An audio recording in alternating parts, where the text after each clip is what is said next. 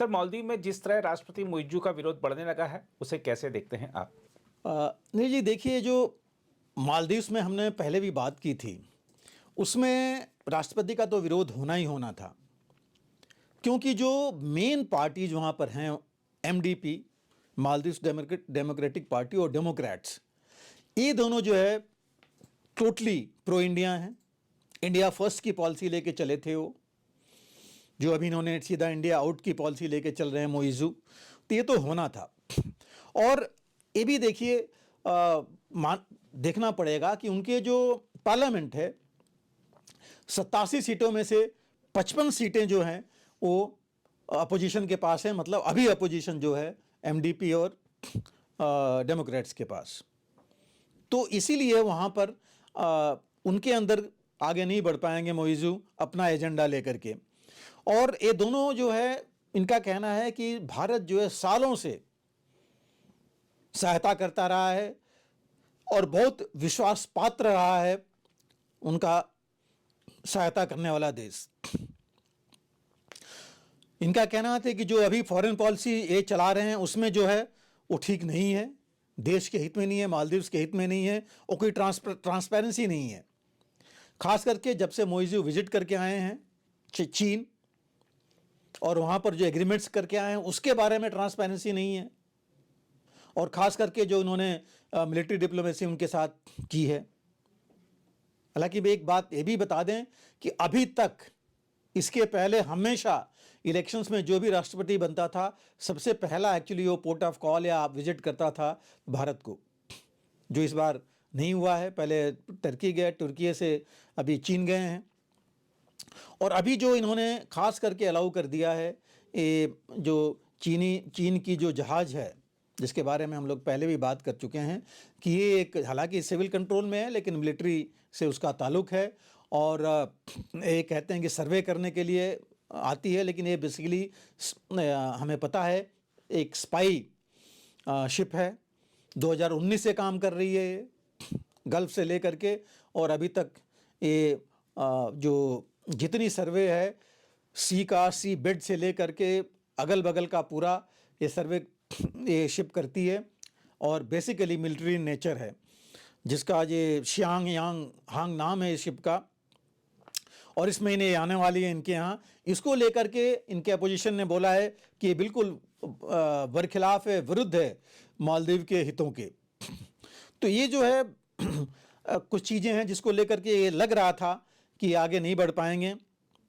हालांकि आप ये भी देखिए, 24 तारीख का एक जॉइंट प्रेस स्टेटमेंट है, उसको अगर देखा जाए, इस प्रेस स्टेटमेंट में दोनों पार्टियों ने बड़ा साफ इसके बारे में बात की है। बातचीत पूरी इन्होंने अपनी डिटेल्स दिए हुए हैं कि क्या वो सोचते हैं और क्यों ये मानते हैं कि ये गलत है इनकी पॉलिसी, जो भारत को क्यों साथ में रखना चाहिए। और ये अगर दर्शक देख सकते हैं इसको, इनके जो जॉइंट स्टेटमेंट है, और जो ये एक एग्रीमेंट इन्होंने आते ही मुइज़्ज़ू ने कहा था कि India out, Indian forces out होने चाहिए, इसके बारे में भी इनका विरोध है अपोजिशन का, कि जो तकरीबन 77 के आसपास जो इंडियन जो आर्म्ड फोर्सेज हैं, एयरफोर्स नेवी के खास करके आदमी हैं, उसके अंदर डॉर्नियर एयरक्राफ्ट है और ध्रुव हेलीकॉप्टर हैं 2, जो बेसिकली वहाँ रखे गए हैं मदद के लिए, मानवीय सहायता के लिए, कैलेमिटीज़ में मदद करने के लिए, और सिक्योरिटी पॉइंट ऑफ व्यू से वार्निंग देने के लिए वहाँ पर। तो वो जो है उसको भी ये बाहर करना ये कह रहे हैं कि हित में नहीं है, ये पार्टीज कह रही हैं। और इसीलिए 28 जनवरी को इनके पार्लियामेंट में जो मीटिंग हुई थी, जिसमें खास करके मुइज़्ज़ू अप्रूवल लेना चाहते थे अपने होम मिनिस्टर का, उनको बने रहने, उनको अपॉइंट करने के लिए, जो नहीं हो पाया, जो विरोध किया जो अपोजिशन ने, और वहाँ पर हमें पता है कि हाथापाई भी हुई, बहुत कुछ हुआ जो कि ठीक नहीं था, नहीं होना चाहिए था। और जो ये एमडीपी है, मालदीव डेमोक्रेटिक पार्टी, उन्हें ऑलरेडी एक मोशन वो इम्पीचमेंट का सबमिट कर रहे हैं प्रेसिडेंट के खिलाफ। पहले इनके यहाँ होता था कि 87 में से 58 कम से कम चाहिए इम्पीचमेंट के लिए, लेकिन उसको प्रेसिडेंट को इम्पीच करने के लिए जो 87 पार्लियामेंट में मेंबर्स हैं उसमें से कम 58 मेंबर 58 जो हैं इनके अपोजिशन में होने चाहिए या इसको समर्थन में होने चाहिए। अभी इन्होंने अमेंड करके 56 कर दिया था, तो ये 56 जो है बिल्कुल अपोजिशन के फेवर में जाता है। इसको जो है जो प्रेजेंट गवर्नमेंट है मोइज़ू को, उसने जो है सुप्रीम कोर्ट में इसके खिलाफ गए हैं कि अमेंडमेंट सही नहीं है, नहीं होना चाहिए। तो इसको देख करके यही लग रहा है कि माहौल वहाँ पर जो अभी राष्ट्रपति हैं मोइज़ू हैं उनके खिलाफ है, उनके विरोध बढ़ने लगा है और ये होना था इनकी जो पॉलिसी चल रही हैं। हालांकि मोइज़ू ने 26 जनवरी पर हमारे प्रधानमंत्री को उन्होंने जो है कॉम्प्लीमेंट किया है 26 जनवरी के लिए, रिपब्लिक डे के लिए, और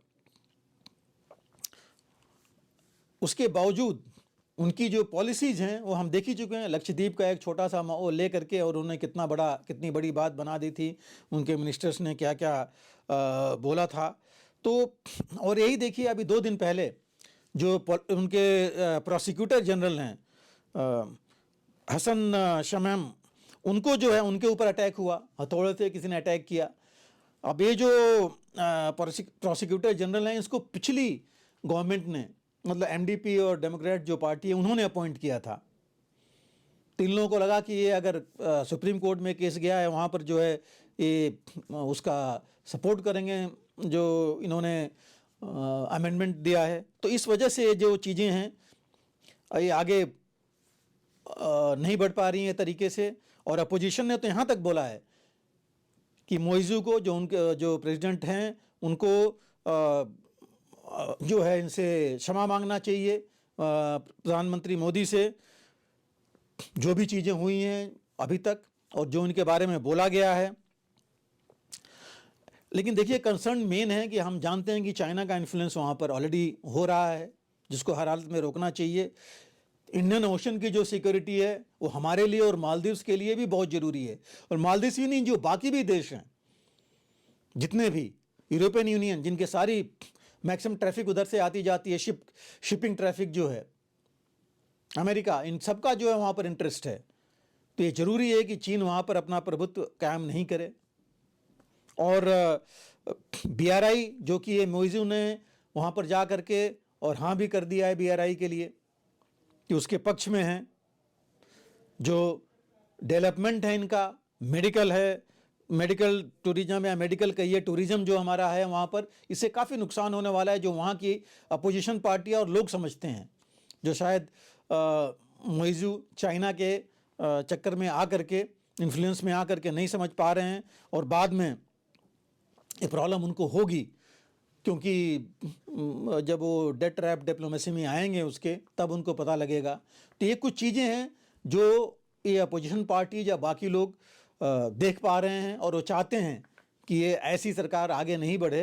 तो इसलिए अपोजिशन है और अभी तक तो मुश्किल लग रहा है कि मोइज़ू आगे बढ़ पाएंगे और या चीन अपने कामयाब हो पाएगा मालदीव्स को डिस्टेबलाइज करने में।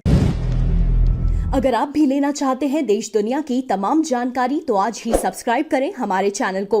साथ ही नीचे दिए बेल आइकन को जरूर दबाएं ताकि हर अपडेट आप तक पहुंच सके।